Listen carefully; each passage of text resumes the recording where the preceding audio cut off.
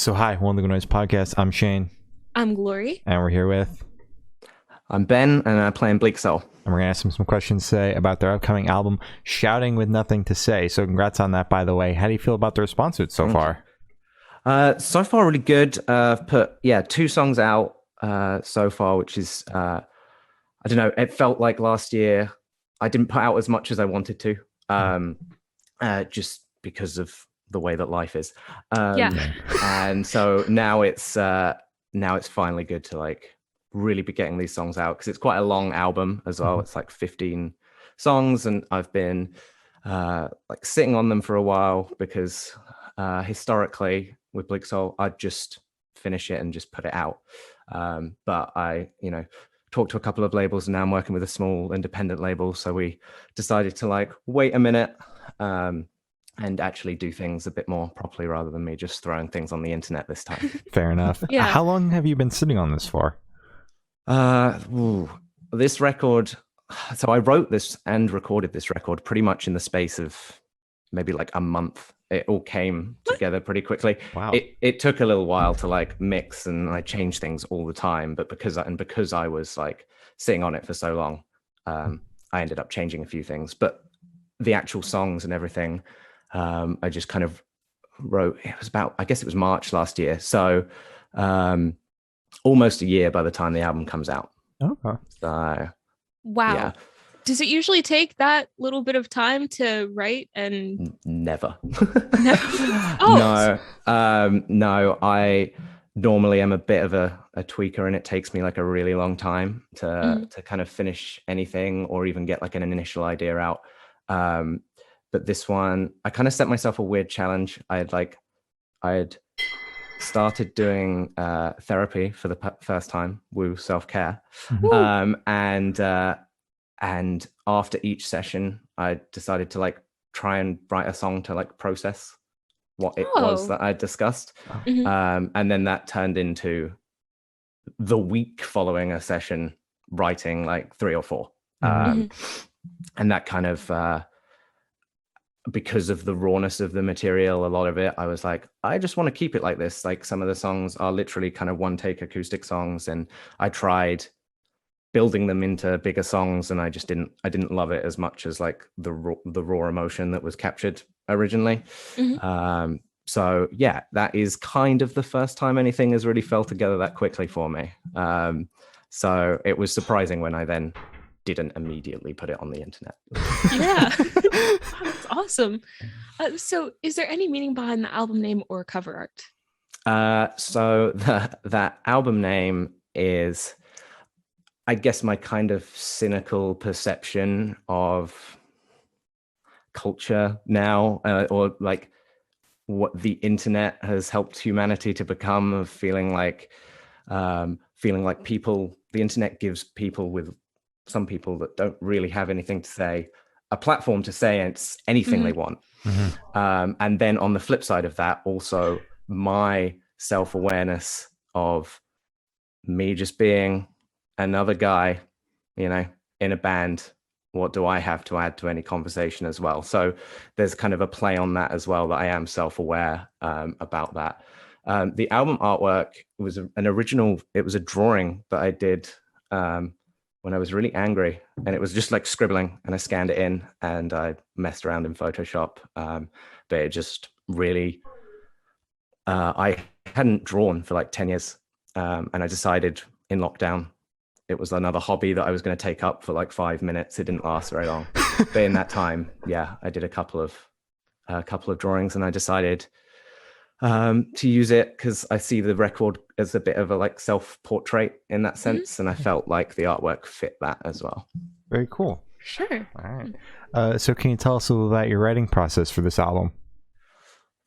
I mean, most of it was just me and an acoustic guitar, or me. And actually, for this album, for the first time, I had a full-size piano in my flat, and I do like to really like to write on piano.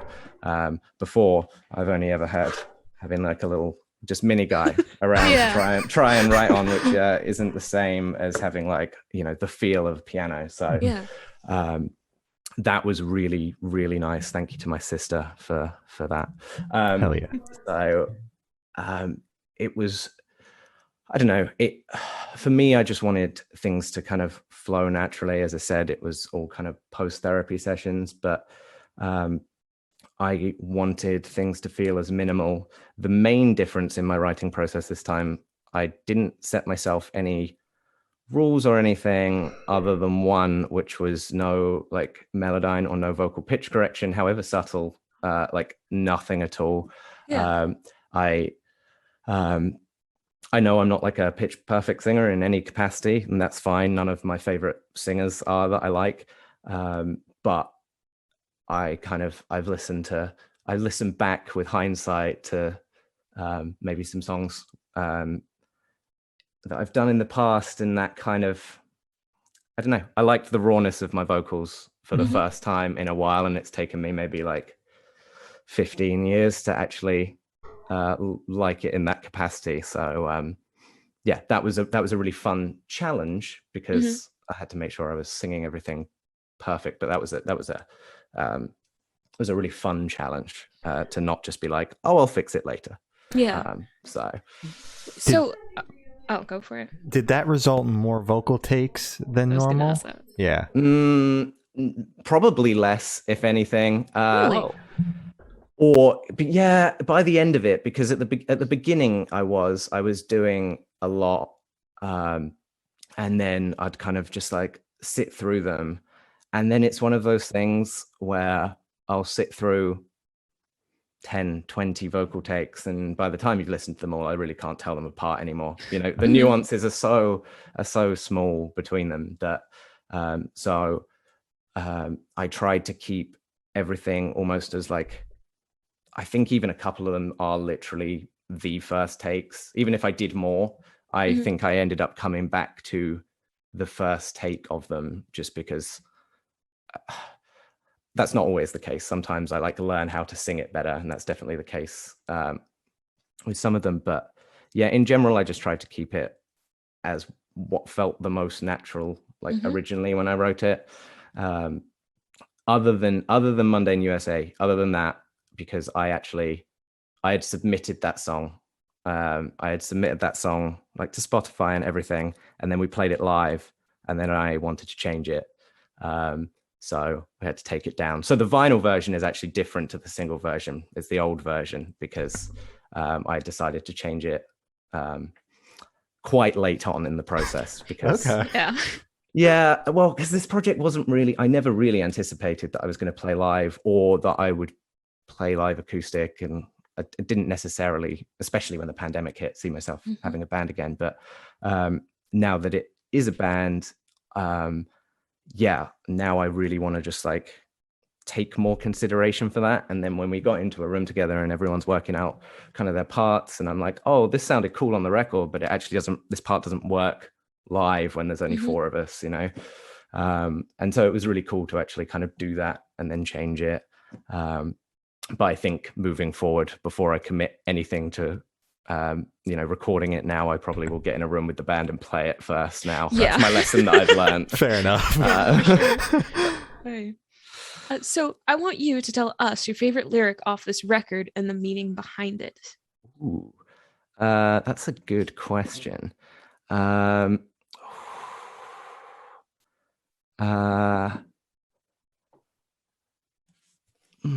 do feel like my favorite lyric is actually on Mundane on this one, which is, I'm at a table of 10, but I'm still feeling alone, but I'm here living the dream. So I guess I shouldn't moan. I feel like I was very proud of how I worded that because it's been something that I've always been sensitive to like talk about, just because of I don't know, feeling ungrateful or being perceived as ungrateful, just because I don't like to, my mental health wasn't necessarily in a good place a lot of the time when I was in As It Is. No one's is in a touring band. And, you know, everyone has their own issues, but when you're doing something that you love, but also hundreds of thousands of other people would like kill to be in your position for, when you're like miserable and unhappy doing it, you feel ungrateful and you feel guilty, and like you really shouldn't be in a place of complaining about anything. So that's really what that that line is about. I'm surrounded by people and just drinking, but can't complain, which is generally how it is now, I guess, when you talk to anyone, isn't it? How are you? Well, as good as it can be under the circumstances. So, same old shit, different day kind of thing. Yep. Yeah. So what song on the album took longest to write, and which one is your personal favorite? The one that took longest to write is Broken Neon Light, because I've had that the longest. I've had that song since before my previous release. Wow. And it almost made it onto that. But no, that's a song about my divorce, which I've actually never really publicly stated is a thing. So yeah, that took a really long time to get right, and it was really hard just to record in general. So that one had a lot of vocal takes actually, because it needed a certain level, and I had to be in the right mood for that one. So I kept coming back to it different days, and my personal favorite. Can I cheat? Can I cheat by saying there's three? Because there's three. There's three. There's three songs called Denver. There's Denver 2015, Denver 2018, and Denver 2019, and they're kind of like a trilogy of songs within the album. And collectively, those three make up my favorite part of the album. Sure. We'll let it slide. You sold it. Yeah. So how did the track list for this album come about? Did you write the opening to be an opener, closer to be a closer? You kind of shuffle around, listen through a couple times. What was that like? I very much intentionally definitely wrote the opener to be an opener, again, because I wrote, again, without sounding pretentious about anything, I also wanted it to flow like a soundtrack to a movie, as opposed to just an album. So there are so the opener, and there's a song towards the end, and there's a song maybe two songs in the middle, but there's like recurring motifs. When like characters have like musical motifs that like follow them through a film, there are like recurring musical motifs and also lyrical motifs that carry on throughout the album. So yeah, the opener definitely was written to be like that, and I kind of had all these interludes, and then it was just kind of piecing where the other ones sat, but generally it ended up being chronological in what they were about and at what point in my life, and that's kind of how the track listing came about. Okay. Very so cool. Would you say, because you said it's kind of like a soundtrack to a movie, would this kind of be like the soundtrack to your life, sort of? Yeah, probably. It stretches back quite far. I mean, the opening, well, not the opening track, but the first track that has singing is just storytelling from when I was on tour in 2015. So that's kind of where we start, and then kind of ends now. And then a lot, as I said, a lot of it was doing it after therapy, and a lot of the songs are kind of looking back on those times with that 2020 vision of it. So yeah, it's definitely more of a soundtrack to. I'd love to be able to like actually make a film. I wish I had the budget to have made like music videos to every song that were a collective film. I do genuinely think maybe even more than any musical artist, like films probably influence this, or like soundtracks influence this more than any like specific artist. Should pitch this to some movie studios. See if anyone's interested. Exactly. Yeah, I'll pitch it around. Sony, pick it up. So where was your headspace at while you were writing this album? I'd gone through like a lot of change. As I mentioned, divorce, I just left as it is. So it was a completely new chapter in my life. And I think I felt like I needed to change as drastically as possible. That a lot of that, in hindsight, again, was just kind of going too far the other side to then realize where you need to sit in the middle. So I was still kind of working that stuff out, and definitely writing this album definitely helped with that. But I think also I had to, like, with my neighbors and stuff, I also had to be, I couldn't really be like screaming or anything, and that kind of meant that the record is a bit quieter. Just like my living situation meant that I was like, I can now. I can now. I moved, but yeah, back then I couldn't really be like this loud thing. So a lot of the songs are quieter and softer just because of living situation. So yeah, but I was in a pandemic work, like I was fortunate enough to be working a job and stuff. I know that's not the case for everyone, so I was fortunate enough to be able to do that still. And so, and until literally 2 months ago, managed to avoid getting COVID. So and then the first time that I got it, and the whole time was on tour. So no. yeah, I say it wasn't just me. It was like 8 out of 10 of the touring party. Yeah. Wow. Yeah. It spreads, man. Yeah. So that was unfortunate out of all the times. But no, the record may sound like I was in like a really, really fucking bleak place. And it was, but I do think what I will say is this record probably has the only optimistic song I've ever written on it. Oh, so wow. there you go.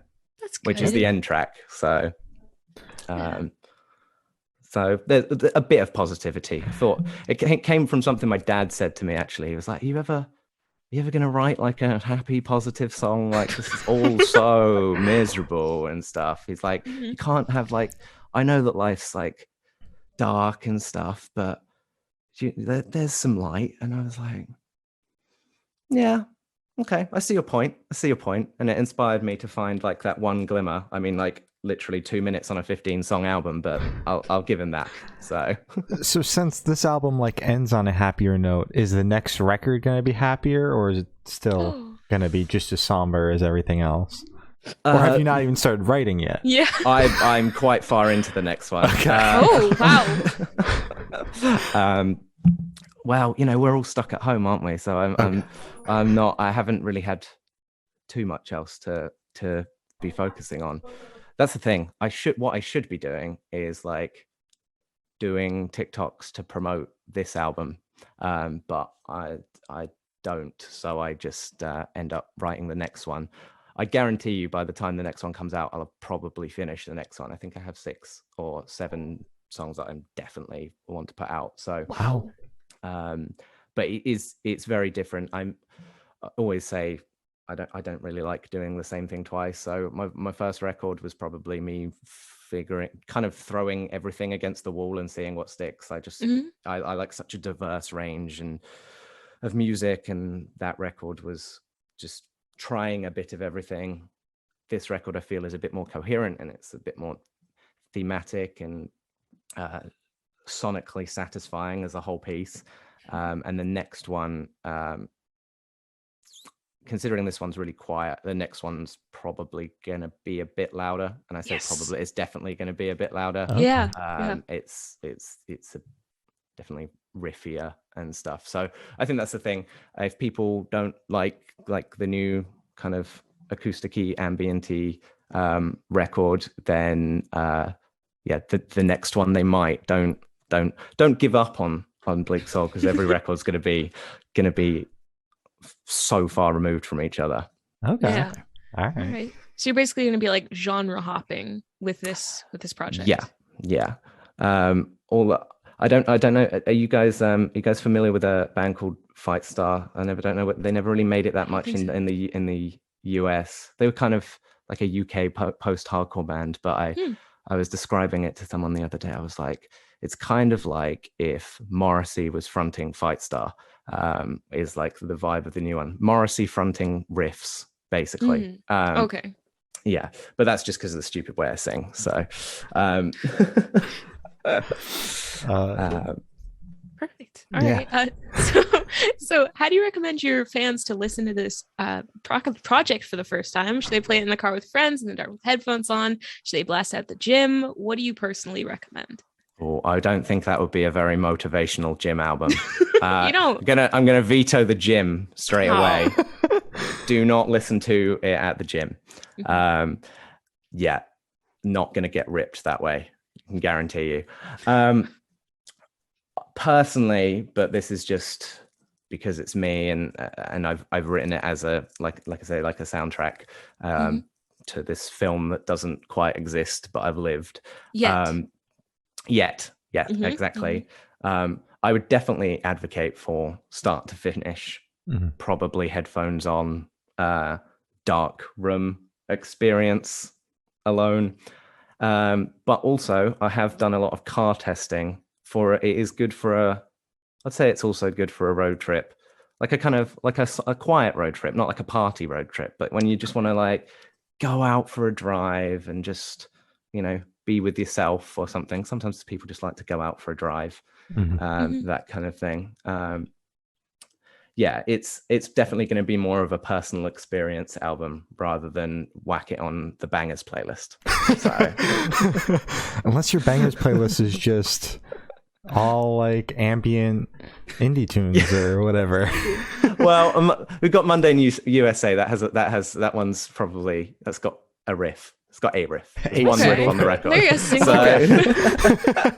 go. So this question should be super, super quick. Off the top of your head, I want you to describe this album for new listeners in 3 words, no more, no less.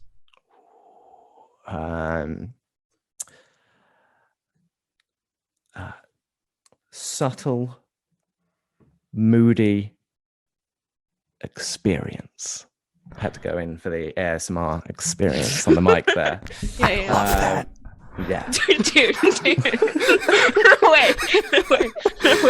That is something I have, like, for some reason, I can't stop watching people eat on TikTok just 'cause, like, the sound of it. Yeah. Like, yeah. I don't know what it is. I hate it and I can't stop watching it at the same time. Fair enough. Exactly. Yeah. It's like that thing where I'm just like attracted to repulsive sounds sometimes, but like not in the real world, but just like I find them super intriguing. Yeah. It's making me sound really weird. No, it's fine. So is there a certain feeling or emotion you want this record to invoke in your listeners?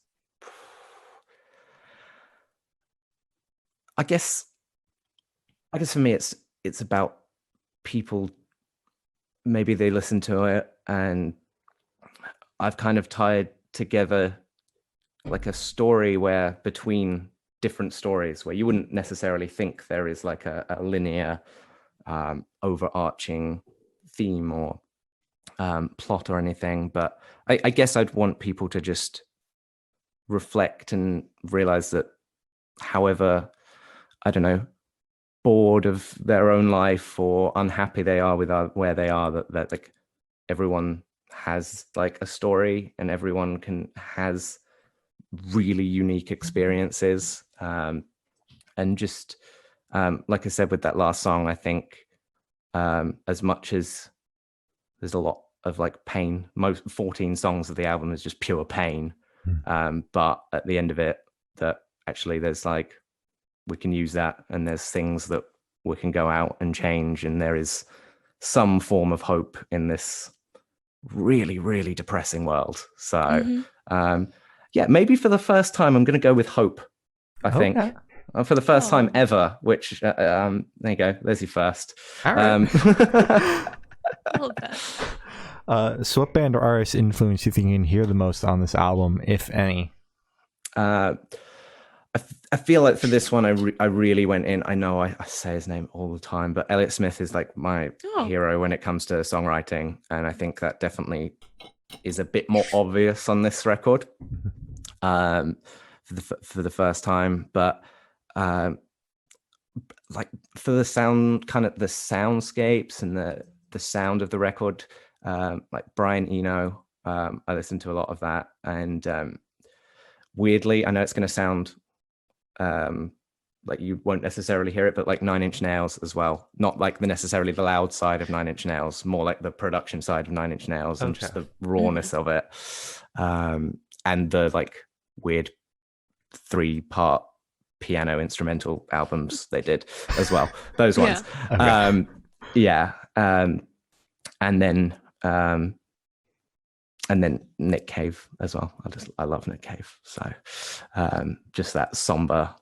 I started to try and sing, and not try and sing purposely, but like I sang a lot lower than this. I'm used to, especially in the pop punk world, of singing a bit more up the register. And I think my voice naturally sits a bit lower. So try to channel my inner Nick Cave with that a bit more. All right. Perfect. So what is your favorite memory that you made while creating this record?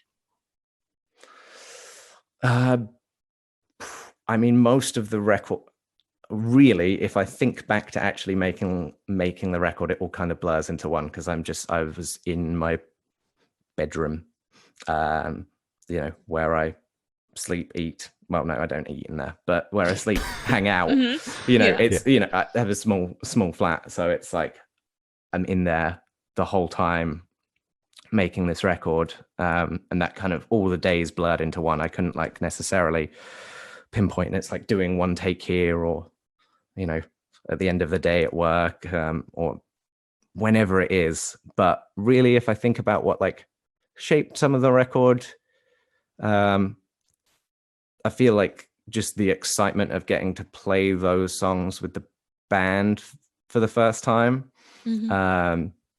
And maybe maybe it was the excitement I got when I got M's vocals back from when she'd recorded her Forever Ago parts, and just listening to them for the first time. And I was really excited because I'd really wanted to make it a duet, and hearing it how I'd heard it in my head for the first time, that was really exciting, because I just let her kind of take full reign. I didn't write her harmonies or whatever for her, so she just did what she wanted, and it was fantastic. So that was a really cool moment, actually. I love that. Awesome. So picture this: you're on tour, you're at a gas station for a rest stop. What is your snack of choice? What gas station are we? Are we talking like where are you guys based? We're on the East Coast. So let's talk like Wawa. You got like Wawa. Yeah. Okay, Wawa. Yeah. Okay, I'm a Wawa person. Okay. So Good, as you should be. But Wawa, and then like Buc-ee's in Texas. Those are my all-time favorites. I like a plain Pringle. I always like getting a can of Pringles. In America, I really like Ruffles. Ruffles? Like, yeah. I don't know. There's something about them that I really like over there. And I don't know. I don't really eat a lot of sweet stuff when I'm out in America, because chocolate's not. I can't do your chocolate. I'm sorry. Yeah, it's not good. It's not good. It's not. So I end up just eating a lot of crisps. And to be honest, I imagine it's a bit better now. But being vegan, the gas station selection isn't always that fantastic. So it ends up being crisps or nuts. A lot of like trail mix kind of style things. But if you're at like a Wawa, you can get the veggie hoagie. That's what I go with. Yes, I have had that, actually. It's very good. I don't know. Did they do like a vegan one these days? Have Yeah, they? I'm vegan too, so I typically just go with like the veggie hoagie, and I think it's vegan. I don't know. It's just vegetables. Like, unless Does the it bread have has mayo something on in it? it. Like, no, there's no mayo on it. Well, You can customize it however you want. So Yeah. See, I find it mind blowing when I go over there that like I can't even have a portion of fries from McDonald's. Like that blows my mind. Yeah. So it always ends up being Taco Bell was always our like go-to stop. Yeah. So. Yeah. The bean burrito. Yeah. What do you have against Taco Bell? The last time I got Taco Bell, it was just like gloop, man. Like, it was the grossest gloop. shit. It was It's so good gloop. disgusting. No, it's not. Yes, it is. It was disgusting. When you are poor and on tour, it is enough. perfect. There you go. Like, I don't know, Exactly. like the cinnamon twists, those were pretty good, but the Those are fucking bean horrible. burritos were disgusting. But no, I like that goop though, with the little bits of onions in as well. Yes. Yes, exactly. When I was vegetarian for almost like half my life. And so we would just like every time we would go out for fast food, it would just be bean burritos from Taco Bell. So it's just they're so good. Yeah. I don't get it. They used to do those the little potato tacos, and you get it without the sauce, and they'd be Oh my those God. as well. But they stopped doing those, I believe. Unfortunately. So that was very sad. Yeah. Appropriate reaction. So on the topic of food, if the project was a dish, what dish would the project be? Oh God. I like that you're forcing my creative imagination here. This is normally something I'm quite good at. I like to think I'm quite good at like finding metaphors and things. I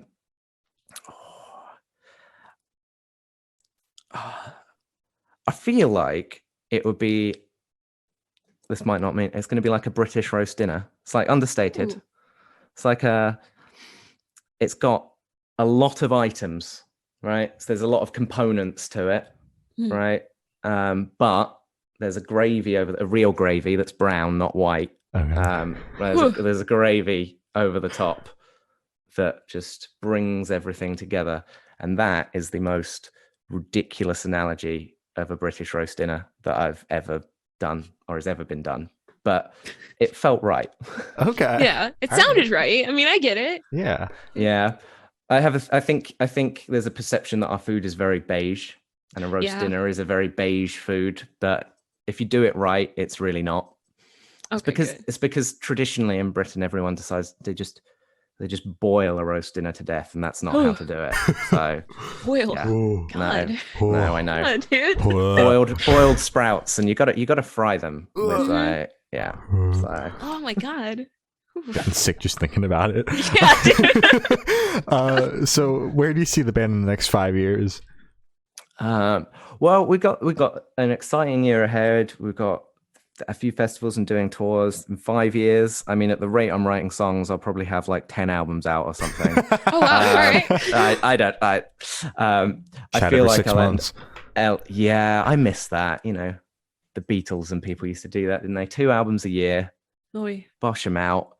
But yeah, it's a 3-year cycle, although actually the pandemic's kind of changed that as well. So it's ever changing. But in 5 years, I don't know. I'd like to be doing this more, not necessarily as much as I used to with the touring. Still, you know, I think I learned my lesson there of where my capacity for touring is. But I don't know. I all I want with this one is like, for me, this project isn't about like, I'm not going to be like, oh, I want to be headlining this stage or doing this tour or whatever it is. Like, I'm very aware this is going to be a bit of a like cult band for some people, and just the more personal connections that people can make to the music, that's kind of all I care about. And if there's enough to fill some decent sized venues, then that's good enough for me. That makes me very happy. Like, it's a very personal project, so I want people to find that in it, because you know, I've played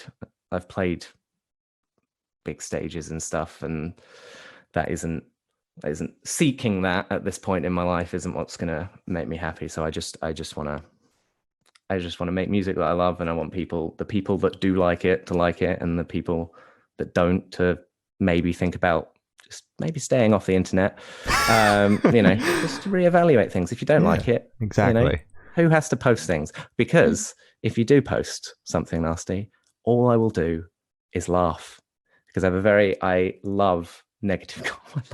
It's like, why out of all of the projects you make fun of yours? Like, well, I don't care. I find it so funny, because you know, you sit through reading comments on the internet all day. I mean, I try not to, obviously, but yeah, when they're about you, then they're negative. They just tend to be funny. I've always found them funny, mainly because I've never been someone that, like, I would never think to post a negative opinion on something that I didn't like on the internet. That's just not how my mind works, yet sometimes I can be sarcastic on Twitter about certain things, but that tends to be like politicians I don't like, not like an artist that I personally don't like, but could appreciate for their place in whatever world that I maybe am not a part of.